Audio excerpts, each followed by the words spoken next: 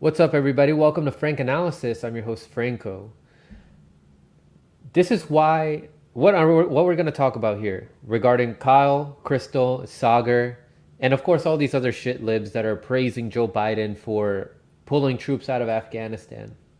We really need to call this out, and we really need to point out how important in-depth analyses are, and why surface level analyses, only looking at just like skimming through the news, which is obviously what Kyle Kulinski does, it really needs to be called out.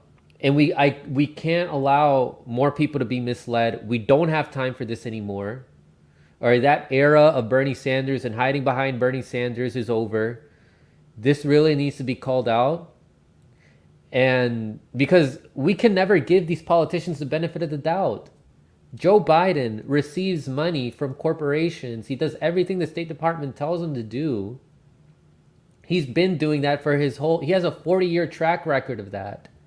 So when he decides to do something, or, as the media makes it out to be, as what's presented to us in the news, when he is presenting himself to have decided to pull troops out of Afghanistan, we really have to question that.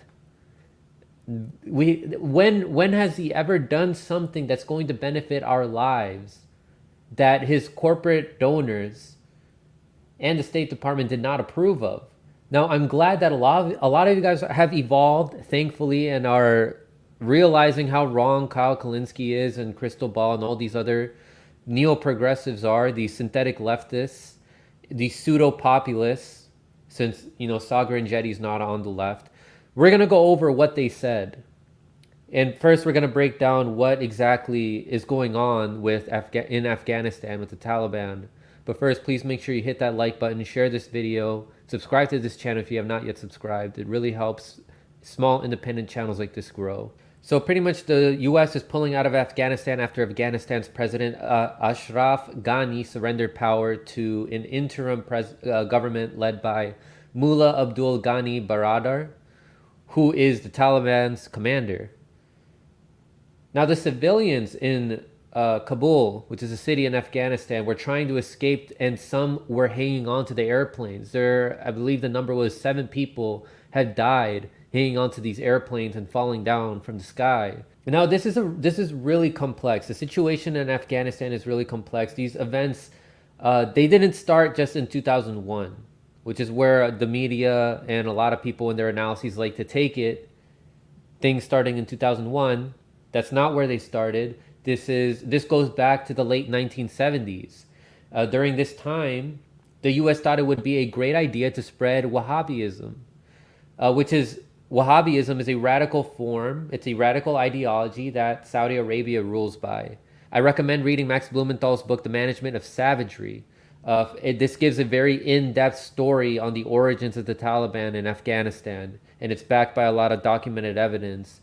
So pretty much with the help of Pakistan, the CIA created the Taliban. Now, the U.S. supported this group called the Mujahideen, which was fighting to make themselves independent from the Soviet Union. And it wasn't just military aid that the U.S. assisted the Mujahideen with. They also funded schools and textbooks that indoctrinated children with anti-Soviet and pro-U.S. propaganda. Now, these are notes. They're paraphrasing the book that I read, The Management of Savagery by Max Blumenthal. So I wrote here a $51 million grant from USAID to the University of Nebraska Center for Afghanistan Studies, and a former Peace Corps volunteer who directed the center, Thomas Gutierrez, produced about 4 million third-grade textbooks that helped transform schools into jihadist indoctrination centers. These books were introduced in 1986, and they encouraged children to gauge the eyes and amputate the legs of Soviet soldiers in the form of math problems. The Taliban later adopted the books as their own. The books described the Mujahideen as holy warriors fighting in the service of God. The U.S. praised the Mujahideen in Hollywood movies such as Rambo 3, which even had a credit at the end dedicating the movie to them. The movie was an unrestrained tribute to the CIA operatives. But then there was a future edit to the movie that changed what was written in the credit to say Mujahideen.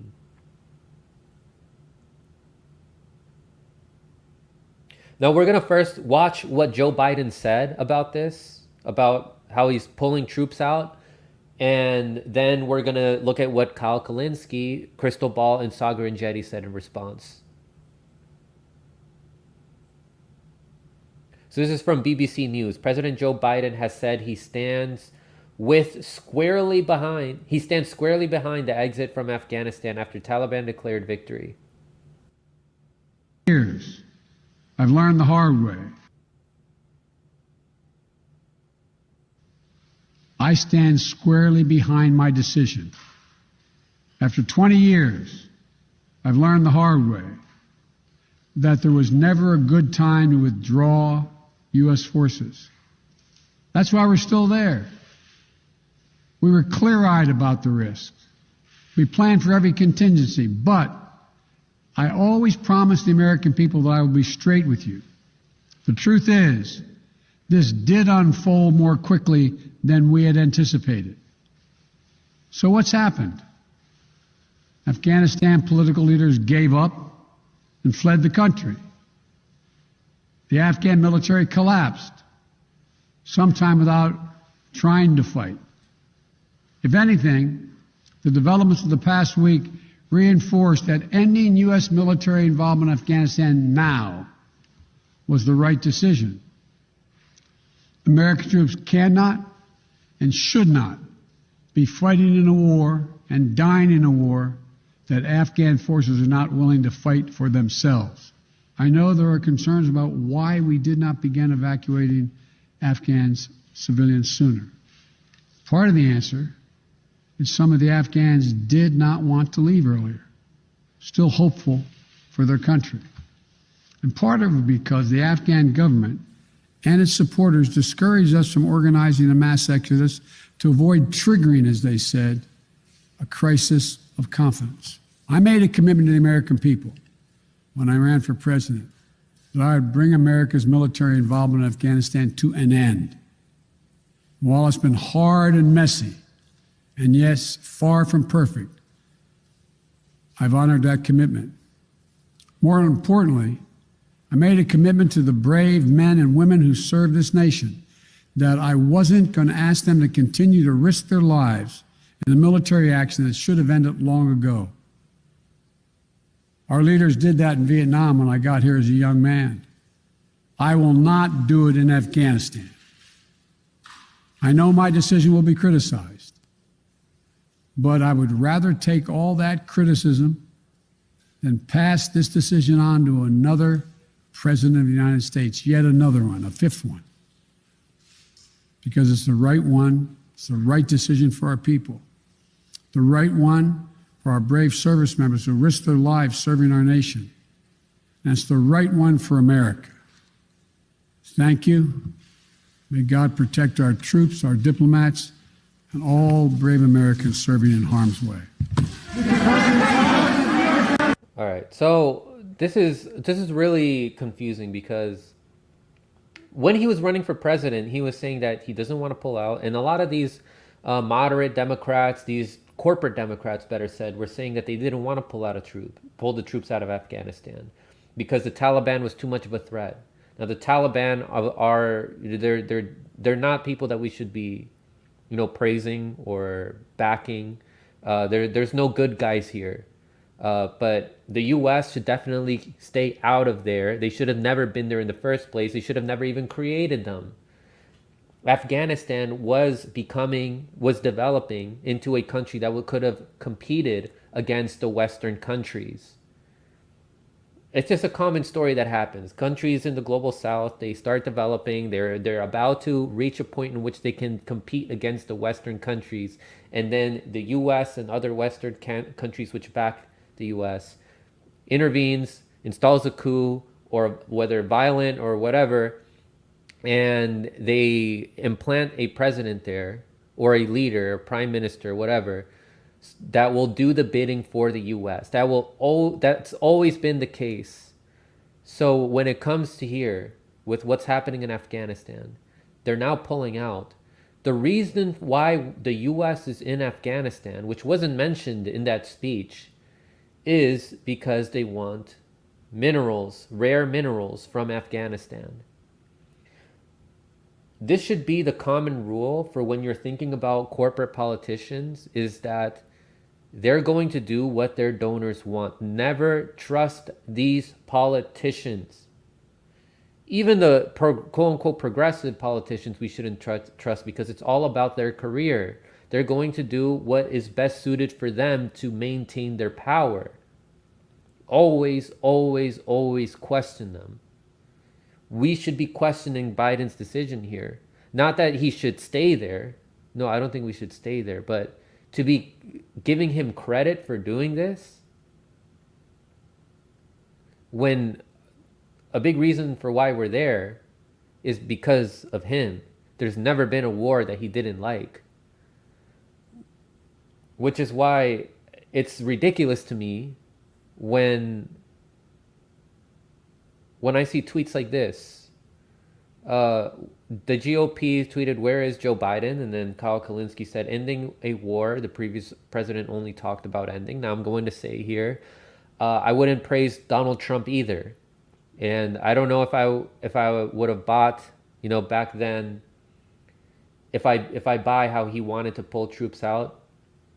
I think Donald Trump was also a tool of this of the State Department and the intelligence agencies. Like, now there's different factions there with different interests. Like, they have their own Game of Thrones, but none of those interests that they hold are things that would benefit us, the working class people. So to me, this looks like Kyle is taking a side here. With like these people don't care about you, Kyle. They don't care about us, the working class people, at all. None of them should be. We shouldn't be simping for any of them, which appears to be what you're doing here with Joe Biden. Come on, man. Like, Axios reported breaking Biden on Afghanistan. "I stand squarely behind my decision." He's like, based. Joe Biden is based. Joe Biden, who hasn't seen a war he's never liked, is based. Joe Biden, who's sexually harassed women, is based. Are you fucking kidding me, Kyle? What are you doing, man? Why are you calling Joe Biden based?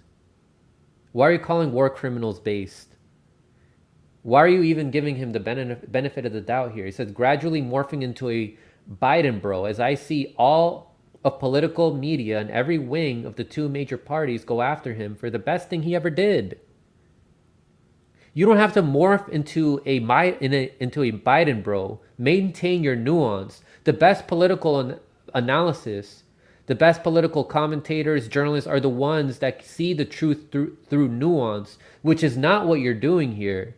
You're seeing things in black and white. Oh, he's pulling troops out. He's a hero now. Disregard his entire 40-year history in government.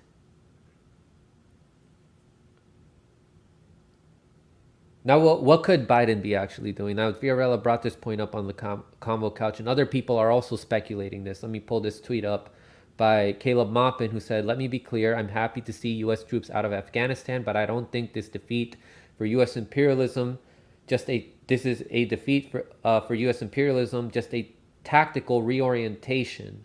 I don't think Taliban are legit anti-imperialist. I think USA sees them as useful against Russia, China, and Iran." Always keep that in mind. Their interests are in the resources of that country. If they're pulling out like right now with the Taliban in power, the Taliban that is not going to have the best interests of their working class people in mind either. Maybe they worked out a deal. Who knows? But we shouldn't be giving war criminals who receive donations from people who profit off of war and imperialism the benefit of the doubt, and they definitely should not be receiving any praise.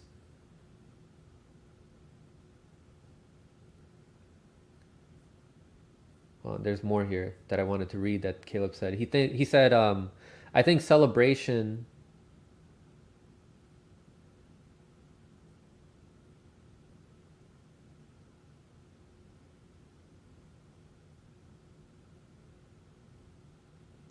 I think celebrations of the Taliban victory by U.S. left feed the planned narrative.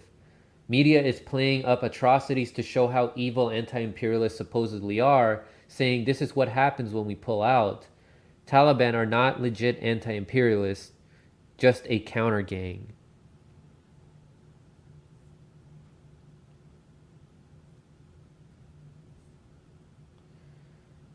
Now here's Saagar Enjeti, supposedly a conservative populist. I don't buy that he's a populist. Look at his neoconservative past.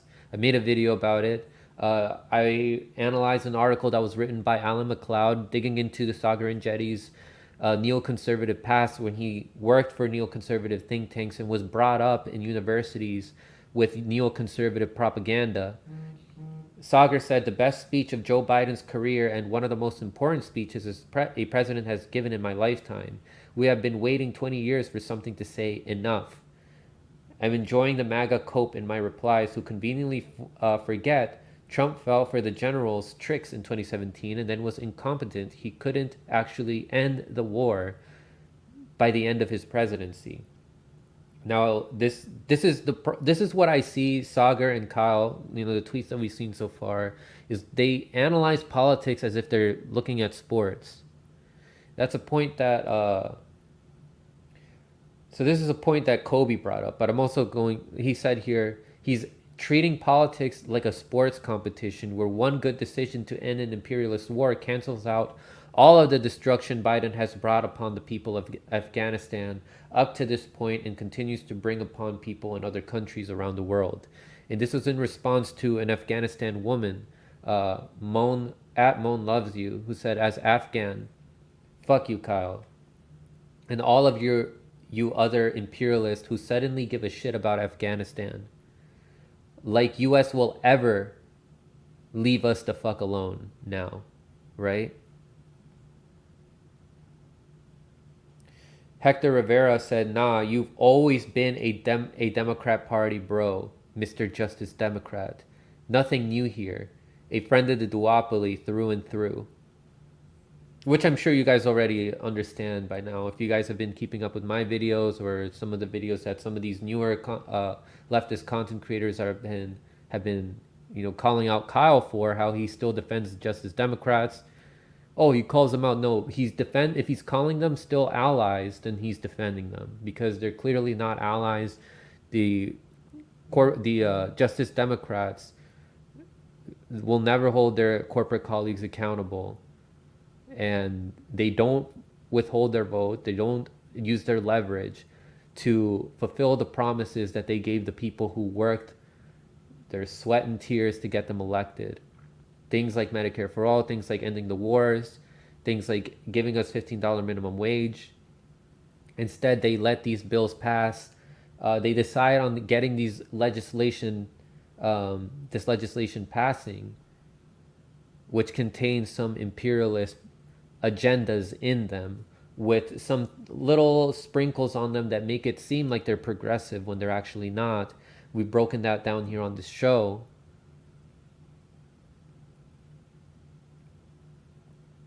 Lobbyists approve these bills.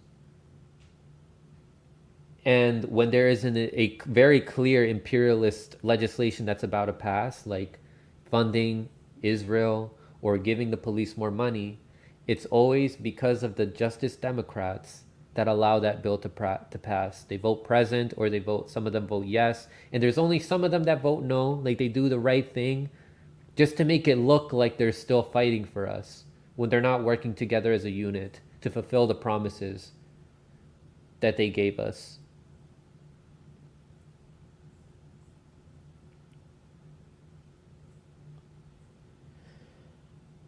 Saagar Enjeti also says, Joe Biden is the first president of my lifetime who didn't fall for the tricks of the Pentagon and the generals who held the middle finger up to the establishment on the AFG, who resisted the media pressure ABD stuck, oh, and stuck firmly by his guns. Who could have predicted it would be him? Why are you giving him the benefit of the doubt and not doubting him and not questioning him? Like, how many times do I have to say this here? Like, he is a corporate Democrat.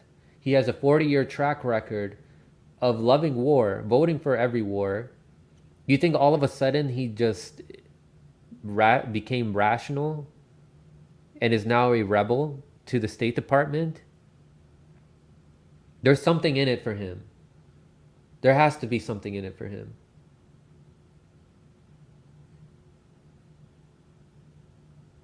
He didn't all of a sudden become enlightened and is now fulfilling the will of the people.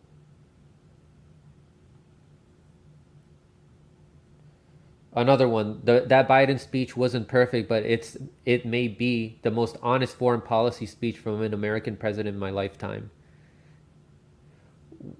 What in what part of that speech did he mention that we're in Afghanistan for their resources so that they can enrich their donors, and that was the whole purpose of being in Afghanistan? He's grandstanding and playing and giving lip service to people. And what Kyle, Krystal, and Saagar are doing here is manufacturing our consent into voting for the lesser of two evils every 4 years. They don't see a solution outside of electoral politics. They've never presented it. They've never presented a solution outside of the duopoly. They still act as if we can reform the Democratic Party.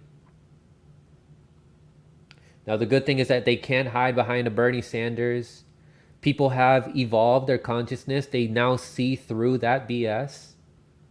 They now see through social imperialists like Bernie Sanders who cover up for their good friend Joe Biden. And now Kyle, Krystal, and Saagar, these career talking heads, are getting left behind. And this is not the first time that Kyle and Krystal have done this. I don't know what it is about them that they think that they need to be. They're being neutral by doing this, and they're not being biased. They think that they have to appease liberals with neocon beliefs. They think they have to appease the TYT audience. This Unapologetic made an excellent video about this, and he played some clips by Kyle and Krystal back in April when they were praising Biden for saying that he's going to pull troops out of Afghanistan, as if there's not something in it for Joe Biden, and we don't have a 40-year track record to apply that to our critical thinking and to question him.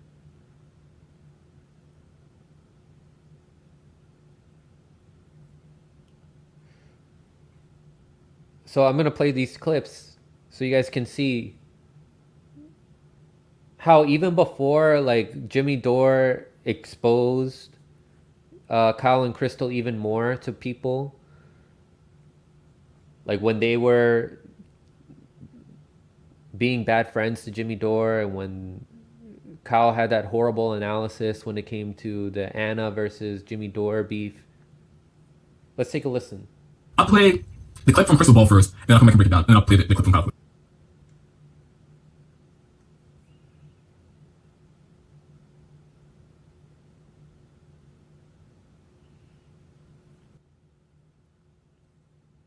Who keeps commenting, and yes, I read all your comments, even though I've been really, really shitty at responding. You guys help support the show. You guys help it become as successful as it's been. So couldn't do this without any of you. So I'll play the clip from Krystal Ball first, and then I'll come back and break it down, and then I'll play the clip from Kyle Kulinski. So look, I don't think anyone is more wary or cautious around this belief that this will actually happen than us. We're clearly looking for all the signs of like, where's the out? Where could this go on? Don't kid yourself, Krystal Ball. Don't act like there's not more people who are more populist than you. Don't act like there's smaller content creators out there that have better analysis than you do, that see through the BS of these politicians and are actually trying to look for solutions that are outside of reforming the Democratic Party, because there's a lot of them now. on the rails. Where could he change the decision? I have to tell you, every word that he said yesterday, every bit of the reporting that has come out has been extraordinarily positive and extremely encouraging. Yeah. Obviously, we're going to keep our eye on it. You have no idea what kind of an assault he's going to come under. All kinds of ugly things are going to be planted in the press. All kinds of arguments are going to be made. There's going to be a bipartisan effort to try to undermine President Biden's decision here. But from what he said yesterday, he appears very adamant. And there is a really revealing piece in Politico about exactly how he came to this decision. And he really did have to go over the top brass at the Pentagon. They actually have a quote here that basically says, look, Anthony Blinken is really running the show. He's Secretary of State. He's the one who really made the decision. So it's a return to civilians actually having control. And that's the other thing. They're not gonna question Anthony Blinken. Like, all of a sudden, Joe Biden and Anthony Blinken are heroes, and we're not gonna question anything about them. And actually being the ones who lead the charge, make the decision, and move forward with it. Again, we are going to keep our eye on this to make sure that they don't waver now that they have taken this bold stance. But everything he said yesterday was spot on. Will that hold? Will they stay strong where they are today? Who knows? They are going to take so much incoming, and there is so much money slushing around this town. Politicians getting campaign donations. Jean Shaheen was out there. We talked about it yesterday, blasting the decision. Guess what? Of course, you look into her campaign finance reports. Anna Kasparin actually pulled this up. Tons of defense contractor money. No surprise. You got people who this is critical to their bottom line. You got people who this is critical to their power, to their career interests, and they will do everything to make sure this does not actually come to pass. But so far, I just have to say, kudos to Joe Biden for showing some spine yesterday and making an incredibly compelling case to exit. All right, so Krystal is one of many examples, and you guys see why I felt compelled to make this video. It's like the whole idea of, oh, well, what he said yesterday was really great, therefore I'll let that not override his whole history and his whole record and his whole policy, but I'll put it on an equal playing field. And now it's because he said words in a fucking speech, in a written speech, it's on the same playing field. And is he going to get out? Is he not? I don't know. But the words were really good, right? Like, it's so like I said, I have another clip from Kulinski, and I'll play that clip and I'll come back and break it down. And he says it's going to be a full withdrawal. Now, in his argument to back up his decision, listen to this. A reporter asked him, was it a hard decision to make to decide to pull out of Afghanistan? He says, no, it wasn't. It was absolutely clear. We went for two reasons. Get rid of bin Laden and end the safe haven. Bin Laden's been dead. So he's correct. We were told that was the reason. We gotta get bin Laden. Bin Laden attacked us. We gotta get him and destroy the safe haven for Al-Qaeda. Guess what? Bin Laden's been dead for a long time, and there is no more safe haven for Al-Qaeda. According to our own intelligence agencies, there's less than 100 Al-Qaeda operatives left in Afghanistan. And those are old numbers. Those numbers are 5 or 10 years old. So he's correct. And again, this is something that you hear on Secular Talk all the time. I actually don't think Biden or one of his staffers is watching Secular Talk or any of the other lefty YouTube shows, but I do think that this shows there was actual thought about what we're doing there. Why are we there? Why are we there this long? What's the point? What's the definition of victory? Which gets to the next thing. So he said in his speech on this, quote, no one wants to say that we should be in Afghanistan forever, but they insist now is not the right moment to leave. So when will it be the right moment to leave? 1 more year? 2 more years? 10 more years? 10, 20, $30 billion more? This is Joe Biden saying this.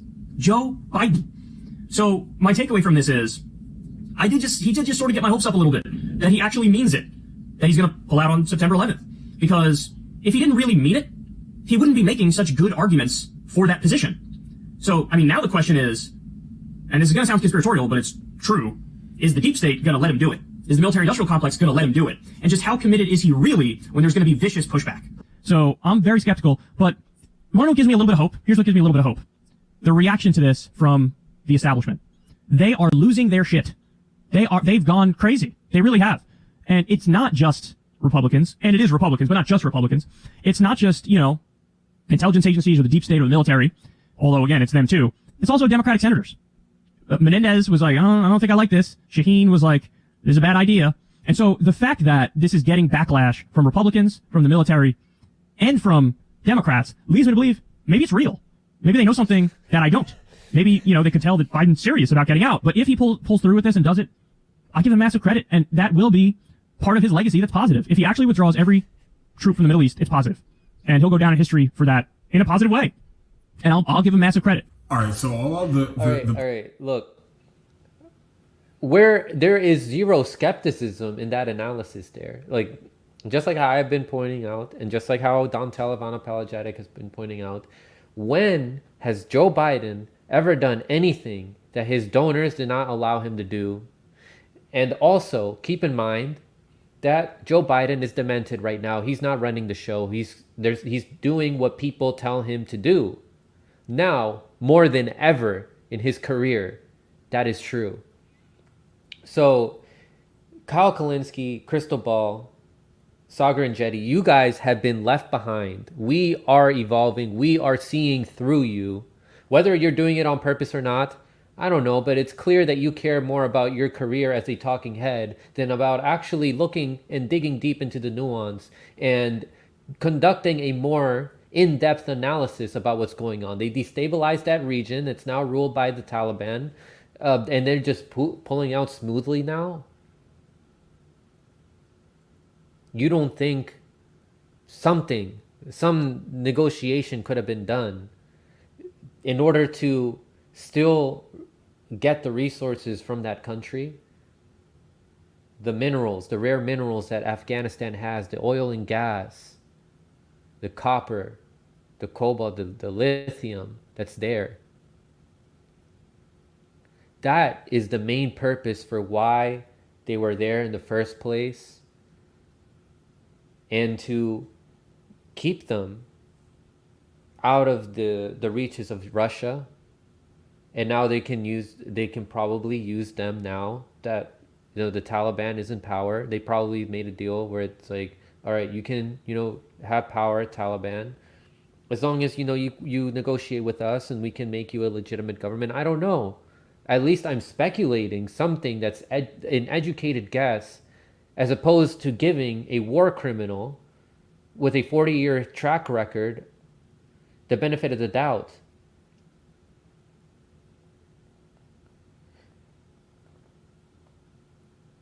This is the common pattern that we've seen throughout history of U.S. imperialism. You think that we all of a sudden have stopped?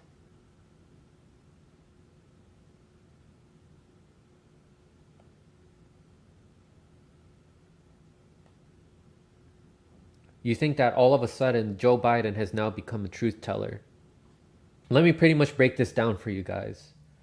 And my experience being in front of politicians in DC and seeing them lying to the public in my face, seeing that, witnessing that in person, pretty much solidified how all these politicians are actors and actresses.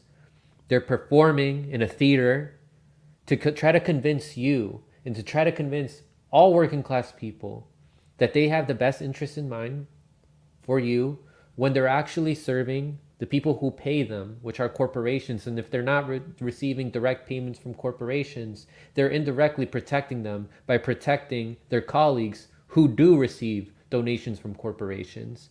And they protect their colleagues because they want to have committee seats and they want to have assignments and they want to receive endorsements and funding. They care about their career ahead of you. And so everything that they will do is political theater.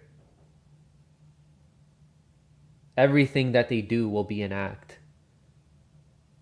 Everything that they do will be for their career and to appease the establishment. You're not going to find any solutions through electoral politics. And therefore, if you have not seen that yet, especially if you're a political analyst and you have not seen that yet, I have to question your critical thinking skills, or question if you're doing it on purpose on behalf of your career or on behalf of somebody who's paying you. Now, in the case of Kyle, Krystal, and Saagar, They're independent. Krystal and Saagar are no longer working for corporations. They care about their career, and clearly from what we've seen, they don't have strong critical thinking skills when it comes to questioning politicians. So if you're listening to talking heads that give any politician the benefit of the doubt, given their track record of serving corporations, then I would say that you're wasting your time listening to them. There's plenty of new content creators now that are arising. Us at the MCSC network, the Fred Hampton leftists, journalists like Vanessa Beeley, Eva Bartlett, Whitney Webb, Ryan Christian, The Last American Vagabond, Ramiro Sebastian Funes, Jordan of the Yellow Brick Road, Dontel of Unapologetic, Marcus Cage, Charles Anderson of the Lone Wolf Podcast, and so many others that are arising now. We do much better political analysis than these career talking heads with way more followers than us, who can't even see they're a compulsive liar like Joe Biden. Their legitimacy is done. We're not falling for the fence sitting that Kyle does anymore. We're not falling for the professionalism that Krystal and Saagar present on their show. We're not falling for that anymore. We have evolved. We see through that. These are just career talking heads that treat politics as if it's a sport. Thank you guys very much for watching. And don't forget to stay informed.